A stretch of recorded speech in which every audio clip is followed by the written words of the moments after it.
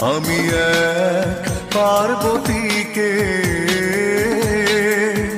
ভালো বেসেছিলাম, বড় বিশ্বাস করে মনটা সঁপেছিলাম।